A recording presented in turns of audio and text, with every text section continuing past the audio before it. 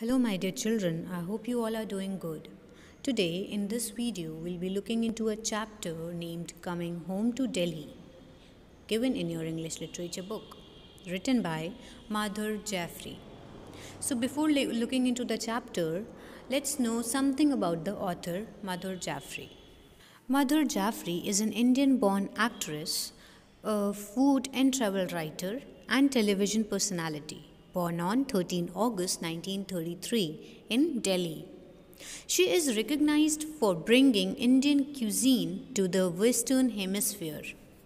Children, cuisine is a style or method of cooking, especially as a characteristic of a particular country or region.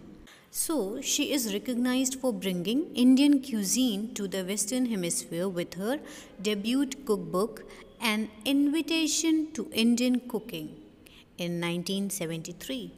She has written over a dozen cookbooks and appeared on several related television programs, the most notable of which was Madhur Jaffrey's Indian Cookery. She is also an award winning actress. She has appeared in over 20 films, including Merchant Ivory's Heat and Dust, and written over 15 cookery books, including Madhur Jaffrey's Ultimate Curry Bible and Curry Easy. Now, let's look into the summary of this chapter so that it becomes easy for you to understand the explanation of the chapter. So, Coming Home to Delhi is an extract from Madhur Jaffrey's cookbook, Indian cookbook, A Taste of India. This personal essay reads like the opening chapter autobiography, in which the writer fondly fits the memories of her childhood in an extended family within the wider context of Delhi as the city in which she grew up. In Coming Home to Delhi, the author clearly brings out her deep feeling of affection for Delhi. She says it is where she was born and where her ancestors had lived. It is really a combination of many Delhis. New rulers tore down the old city and built a new one. The Mughals were the most glorious of them. They built Shahjahabad, which became famous in whole world. The Mughals also made the city cool with gardens and canals, including a canal in marble running through the palace. The city, both old and new, comes alive with her references to the Delhi of the historical past, to the Delhi of her childhood. She writes with warmth as she describes her childhood in an extended family with her grandfather as the head. The family used to go to a hill station for a holiday and return by a night train which crossed the Yamuna and got to Delhi at dawn. The city looked very beautiful at that hour. While crossing the Yamuna river, the children were given coins to throw into the water below so that the river would bless them. They also used to go to the Qutub Minar for family picnics. It was a large family with about 30 people, most of whom were children who greatly enjoyed the day's outing. The author says that even today some of these things can be found in Delhi. So now let's look into the reading and explanation of the chapter. So let's look into the first paragraph. It is probably at dawn and dusk at Delhi offers the most beautiful part of itself.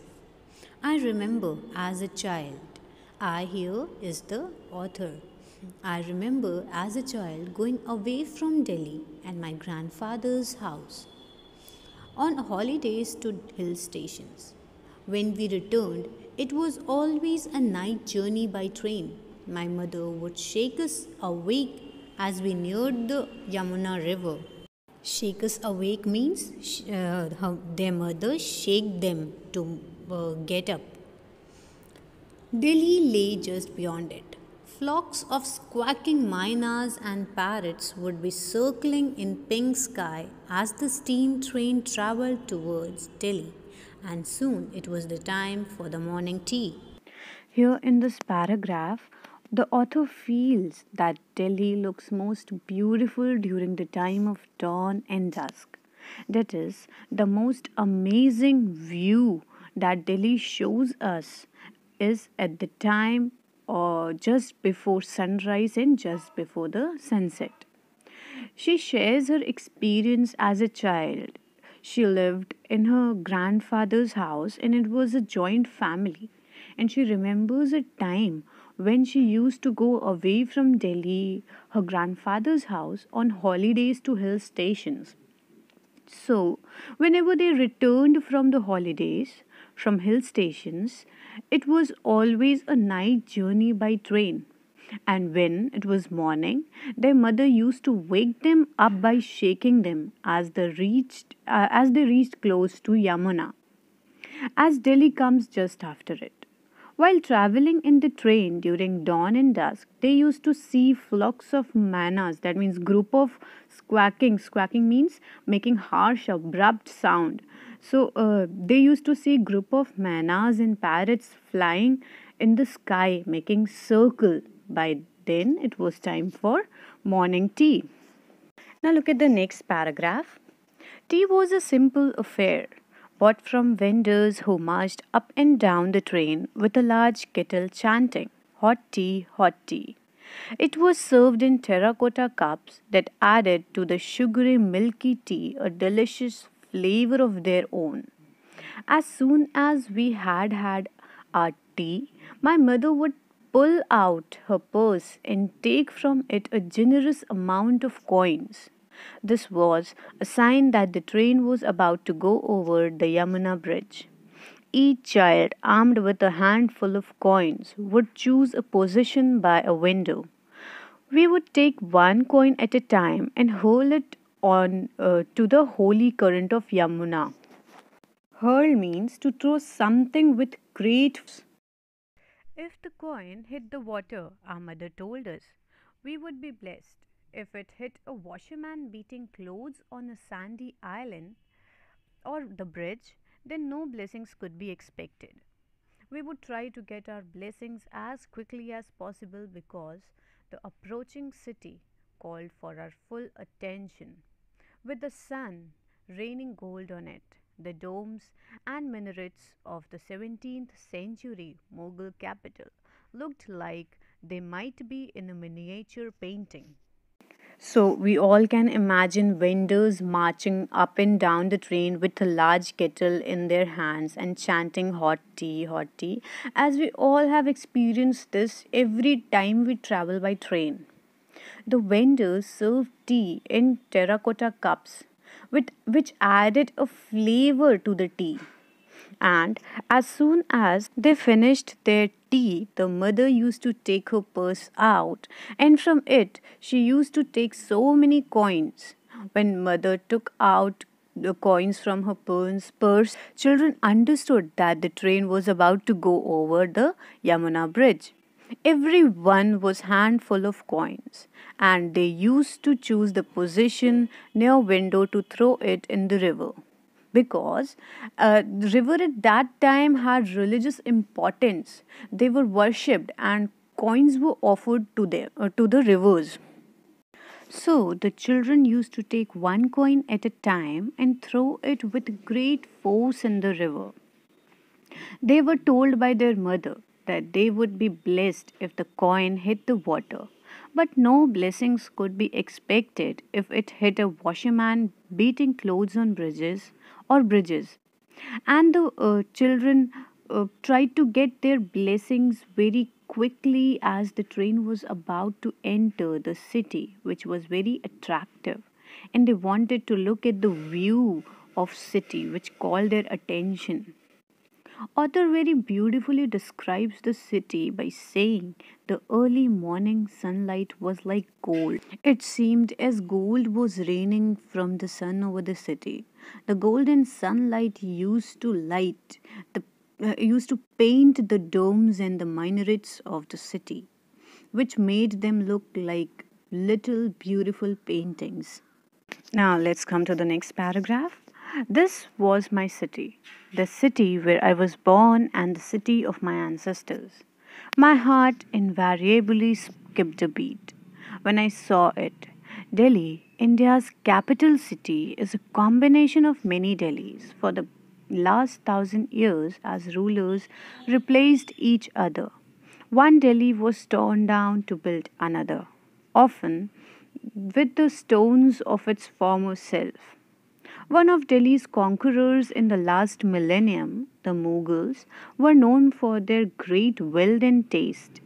They built two cities, of which Shahjahanabad, now called the Old City, became famous throughout the ancient world as the seat of the Grand Mughal. Coming from distant places, these rulers longed for the food and climate of their home. They could do nothing about the weather, but they built gardens, water tanks, and canals. The Mughals carved marble canals that went through their palace bedrooms, and they ate their own food. As the years went by, some of their dishes were included and accepted as part of the city's local food. Persian style pulaus that combined meat and rice, samosas, pakoris, and of course teas. So in this paragraph, author has given very detailed description of Delhi. These lines shows that author was very close and attached to the city, and she calls it her city, the city where she was born, and the city of her ancestors. When she saw her city, her heart stopped beating for a moment because of the emotional attachment for her city.